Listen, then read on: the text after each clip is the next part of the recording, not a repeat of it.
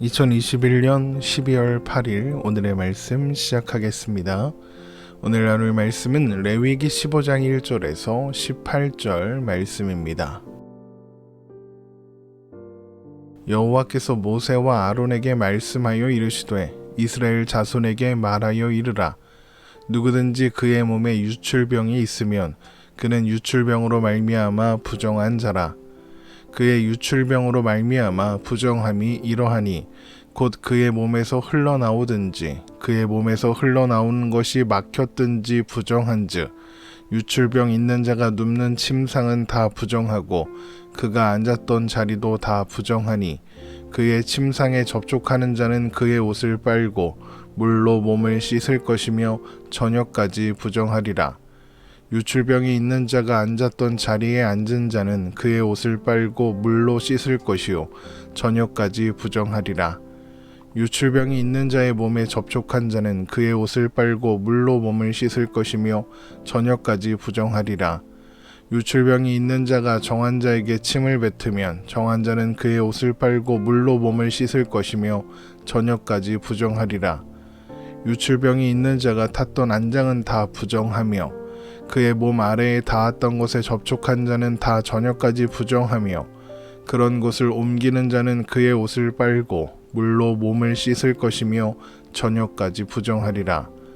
유출병이 있는 자가 물로 그의 손을 씻지 아니하고 아무든지 만지면 그 자는 그의 옷을 빨고 물로 몸을 씻을 것이며 저녁까지 부정하리라.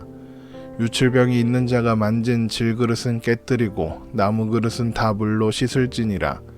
유출병이 있는 자는 그의 유출이 깨끗해지거든 그가 정결하게 되기 위하여 이레를 센 후에 옷을 빨고 흐르는 물에 그의 몸을 씻을 것이라. 그러면 그가 정하리니 8째 날에 산비둘기 2마리나 집비둘기 새끼 2마리를 자기를 위하여 가져다가 회막문 여호와 앞으로 가서 제사장에게 줄 것이요 제사장은 그 한 마리는 속죄제로 다른 한 마리는 번제로 드려 그의 유출병으로 말미암아 여호와 앞에서 속죄할지니라. 설정한 자는 전신을 물로 씻을 것이며 저녁까지 부정하리라. 정수가 묻은 모든 옷과 가죽은 물에 빨 것이며 저녁까지 부정하리라. 남녀가 동침하여 설정하였거든 둘 다 물로 몸을 씻을 것이며 저녁까지 부정하리라. 아멘. 레위기 15장은 남녀의 유출병에 관한 규례를 기록하고 있습니다. 유출병은 주로 남녀의 생식기와 관련된 질병을 가리킵니다. 그 중에서 오늘 본문은 남성의 유출병을 다루고 있습니다. 남성의 유출병은 크게 2가지인데 몸에서 액체가 흘러나오거나 흘러나오는 것이 막혔으면 부정합니다. 레위기 15장 1절에서 3절 말씀입니다. 여호와께서 모세와 아론에게 말씀하여 이르시되 이스라엘 자손에게 말하여 이르라. 누구든지 그의 몸에 유출병이 있으면 그 유출병으로 말미암아 부정한 자라. 그의 유출병으로 말미암아 부정함이 이러하니 곧 그의 몸에서 흘러나오든지 그의 몸에서 흘러나오는 것이 막혔든지 부정한즉. 남성의 생식기에서 고름 같은 액체가 흘러나오는 대표적인 질병은 임질이라는 병인데 성경에서 남성의 유출병으로 언급되는 질병도 임질이 아닐까 이렇게 추측하기도 합니다. 반대로 몸에서 흘러나오는 것이 막힌 것은 소변과 관련된 질환으로 요로결석 같은 질병이 아닐까 추측됩니다.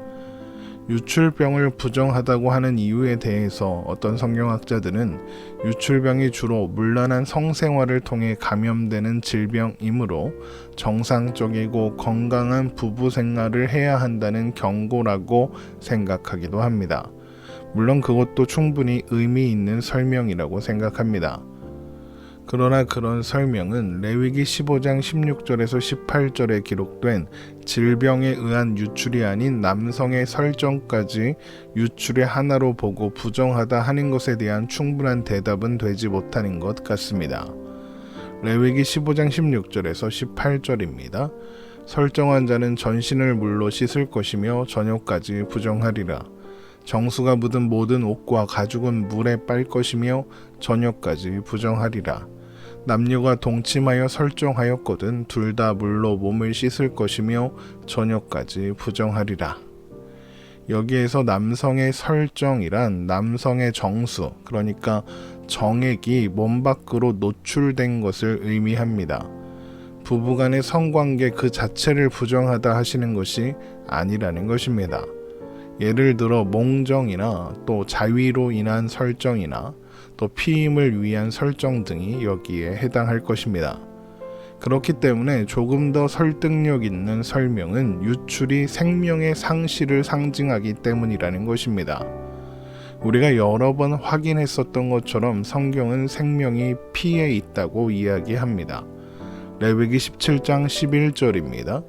육체의 생명은 피에 있음이라 내가 이 피를 너희에게 주어 제단에 뿌려 너희의 생명을 위하여 속죄하게 하였나니 생명이 피에 있으므로 피가 죄를 속하느니라.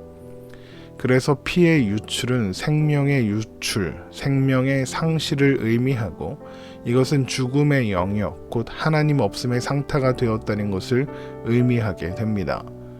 그런데 남성의 생식기에서 나오는 유출물인 정액도 피처럼 생명을 상징하게 됩니다. 정액으로부터 생명이 유래되기 때문입니다. 정액이 생명을 가져온다 이렇게 생각되었던 것이죠. 그래서 정액이 생명으로 연결되지 못한 채 유출되는 것은 생명이 유출된 것으로 여겨지게 되는 것입니다. 그래서 남성의 유출병, 그러니까 고름 같은 액체가 흘러나오는 것 또한 생명이 유출되어 생명의 형성을 방해하고 있는 것이고, 또 요도가 정상적으로 기능하지 못하는 상황도 마찬가지입니다. 그래서 부정하다라고 하는 것이죠. 이런 유출병 부정의 중요한 특징은 유출병 환자와 접촉하는 경우에는 물론이고 유출병 환자가 접촉했던 것에 접촉한 경우에도 부정하게 된다는 것입니다. 레위기 15장 4절에서 12절 말씀입니다. 유출병 있는 자가 눕는 침상은 다 부정하고 그가 앉았던 자리도 다 부정하니 그의 침상에 접촉하는 자는 그의 옷을 빨고 물로 몸을 씻을 것이며 저녁까지 부정하리라.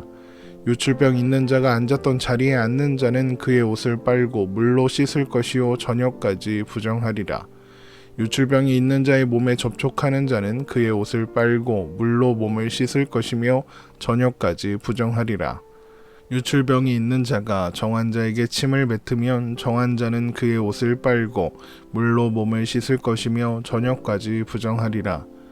유출병이 있는 자가 탔던 안장은 다 부정하며 그의 몸 아래에 닿았던 것에 접촉한 자는 다 저녁까지 부정하며 그런 것을 옮기는 자는 그의 옷을 빨고 물로 몸을 씻을 것이며 저녁까지 부정하리라. 유출병이 있는 자가 물로 그의 손을 씻지 아니하고 아무든지 만지면 그 자는 그의 옷을 빨고 물로 몸을 씻을 것이며 저녁까지 부정하리라.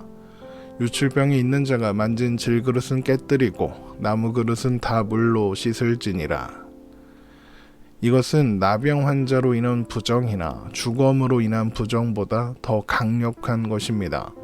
앞에 두 경우에는 직접 접촉한 경우에만 부정하게 되기 때문이죠. 그러나 유출병으로 인한 부정은 유출병 환자가 만진 물건에 접촉하는 것만으로도 부정하게 됩니다. 유출병 환자가 눕는 침상, 그가 앉는 의자나 안장을 비롯한 그의 몸 아래가 닿은 모든 물건에 접촉하거나 유출병 환자가 씻지 않은 손으로 만진 곳에 접촉하거나 유출병 환자가 침을 뱉은 사람은 모두 부정해지되 저녁까지 부정해집니다. 그러므로 그들은 그들이 입었던 옷을 빨고 물로 몸을 씻어야 합니다. 유출병 환자와 접촉하는 것이 부정하다 하는 것은 나병 환자나 주검에 접촉한 사람이 부정해지는 것과 같은 이유일 것입니다. 그러니까 죽음의 영역에 접촉했기 때문이죠. 그런데 유출병 환자가 접촉한 물건을 통한 2차적인 부정을 염두에 두면서 그 전염성을 더 심각하게 다루고 있는 겁니다. 그 이유는 무엇일까요? 그것은 아마도 나병과 주검은 생명이 있었던 존재가 생명을 잃은 죽음으로 인해 발생된 부정이라면 유출병은 생명 형성 그 자체를 방해한 결과로 인한 부정, 생명 탄생에 역행함으로써 초래된 부정이기 때문일 것입니다.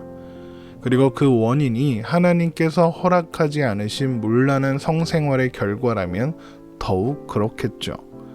당시의 문란한 성생활이란 단순히 성욕의 결과가 아니었습니다. 제의적인 의미가 있었습니다.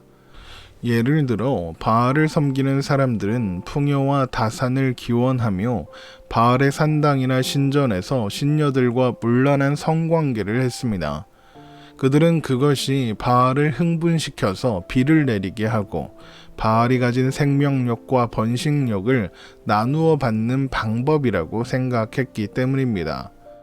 이러한 문란한 성관계를 통해 발생된 유출병은 생명 탄생을 방해할 뿐만 아니라 생명의 주인이시며 모든 복의 근원이신 하나님에 대한 모욕이 되는 것입니다. 그래서 유출병으로 인한 부정의 전염을 더욱 심각하고 무거운 것으로 다룸으로써 이것을 경계하게 하신 것이죠. 물론 제대로 된 속옷이 없었던 고대 사회에서 남성의 유출물에 접촉하여 병이 전염되는 일을 막기 위한 보건적인 측면도 고려되었을 것으로 추측됩니다. 그러나 그런 접촉으로 인한 부정은 저녁까지만 유효합니다. 부정한 것에 접촉한 사람의 부정이 저녁까지만 유효한 이유가 무엇인지 그런 질문을 받게 되어서 그 부분을 잠시 설명하고 넘어가겠습니다. 먼저 몸을 씻고 옷을 빨았는데도 그는 저녁까지 부정합니다. 몸을 씻고 옷을 빨아도 그것으로는 당장 부정이 해결되지는 않는다는 것을 우리가 확인할 수 있는 것이죠. 반드시 저녁이 지나야 부정이 해결됩니다. 이것을 염두에 두면 저녁까지 부정하다 하시는 이유가 무엇일지 추측할 수 있습니다. 이것은 저녁으로 시작되는 밤과 관계가 있습니다. 성경에서의 밤은 죽음을 상징합니다. 그러니까 부정이 해결되기 위해서는 죽음이 필요한 것이죠. 이것을 상징적으로 보여주기 위해서 접촉으로 인한 부정이 저녁까지 지속된다라고 하시는 것입니다. 이어지는 말씀은 유출병 환자의 유출이 중단되어 그를 정결하게 하는 규례가 기록되어 있습니다. 유출이 중단된 환자는 그날부터 7일 되는 날에 옷을 빨고 흐르는 물에 몸을 씻어야 합니다. 레위기 15장 13절입니다. 유출병이 있는 자는 그의 유출이 깨끗해지거든 그가 정결하게 되기 위하여 이레를 센 후에 옷을 빨고 흐르는 물에 그의 몸을 씻을 것이라. 그러면 그가 정하리니. 나병에 관한 규례를 다루면서 흐르는 물은 직역하면 살아있는 물이다 라고 했던 것을 기억하실 겁니다. 그래서 흐르는 물에 옷을 빨고 몸을 씻는다는 것은 깨끗하게 한다는 그런 목욕한다는 의미도 있지만 죽음에서 생명을 회복한다는 의미도 있습니다. 마치 세례처럼 말입니다. 그리고 그 다음 날인 8째 날에 그는 비둘기 2마리를 가지고 제사장에게로 가야 하고 제사장은 한 마리는 속죄제로 다른 한 마리는 번제로 드려 하나님 앞에 속죄해야 합니다. 레위기 15장 14절에서 15절 말씀입니다. 8째 날에 산비둘기 2마리나 집비둘기 새끼 2마리를 자기를 위하여 가져다가 회막문 여호와 앞으로 가서 제사장에게 줄 것이요 제사장은 그 한 마리는 속죄제로 다른 한 마리는 번제로 드려 그의 유출병으로 말미암아 여호와 앞에서 속죄할지니라.